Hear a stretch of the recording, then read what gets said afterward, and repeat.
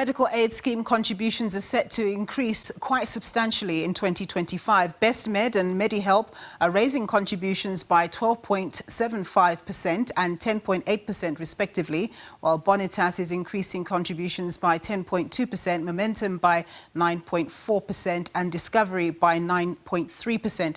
These increases are way ahead of average inflation, which has steadily been coming down and have historically always overshot inflation. So how sustainable is this trend and what are the drivers of these increases? Well, to unpack the issues for us, I'm joined by Paresh Prema. He's head of Actuarial Services at Alexforbes. Thank you very much for joining us, sir. So these are whopping increases for South Africans who are already struggling to make ends meet. But what are the key drivers behind these increases?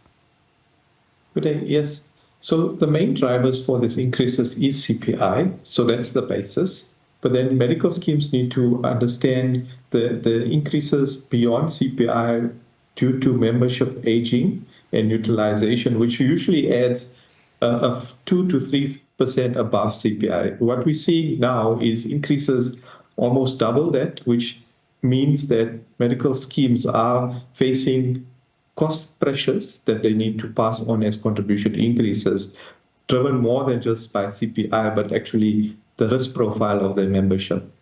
One of the things that you highlight in the document that you sent me was the issue of a lot of young people deciding not to take up medical aid because, you know, it's a grudge expenditure and they're young, they don't think they'll get sick, they don't think they'll die.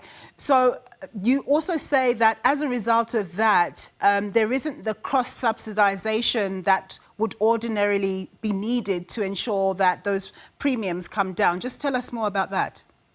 Yes, so as I mentioned, it's a grudge purchase, and because of it being onerous in terms of cost for younger people, they sort of hold off on being a member unless they need it for certain benefits.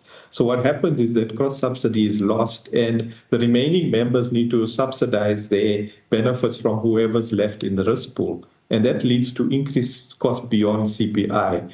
It would be useful if we could get more members in those younger age groups to come on, but medical schemes are also faced by providing minimum benefits which do come at a significant cost. So that is already something that they need to account for. They can't really cut contribution rates and provide benefits at that rates because there is a minimum that they need to pay for. And that is already included in the cost of medical schemes. Yeah. So you've given us some rationale around the drivers of the increases, but why do the 2025 contribution increases look so much higher than in previous years? So what we find is due to the effect of the increased use of benefits, mainly driven by maybe high-cost cases and late detection of high-costing illnesses like cancers, some medical schemes may have encountered them in years after COVID. We've seen in the last few years since COVID, some medical schemes had more than double CPI increases and some had lower. And we've seen the similar trend with some of the medical schemes. If you see there's a range of 12.75 to 9.3. Some medical schemes have had a better year this year and some have cases that are higher costing, and that's why they need to increase their contribution. So it's not a one-size-fits-all. Every medical scheme has to look at their own individual experience before they determine the contribution increases for 2025. Yeah. So while some of the arguments you're putting forward make sense, I mean, the question is being asked about Eskom tariffs as well. The same applies to these medical aid contributions and the rate of increase. If this continues, is it really sustainable? And, you know, what then becomes the future of medical aid schemes if people can't afford to pay their contributions? So what we find, most of our medical scheme members are in formal employment.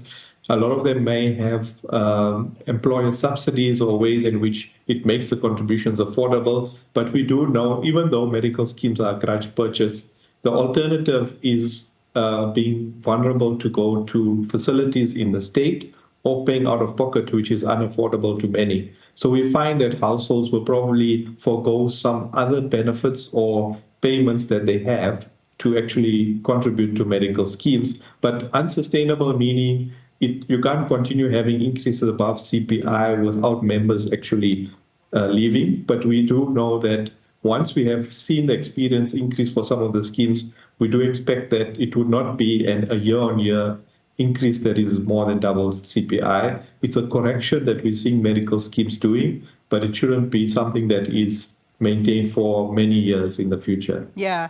Speaking of many years in the future, let's just fast forward to that time when the NHI is established, whenever that's going to be. What will that mean for medical aid contributions when it's fully fledged? So in terms of the NHI Act, it mentions a time at which the NHI will be fully funded or fully operational. So we know it's a phased approach as time goes by, where the NHI will be established and it will determine the benefits it will pay. At some point in the future, when the benefits are fully funded and will be funded by the different sources of revenue that it states in the Act, medical schemes then would have to provide complementary benefits, meaning those benefits not provided by the NHI.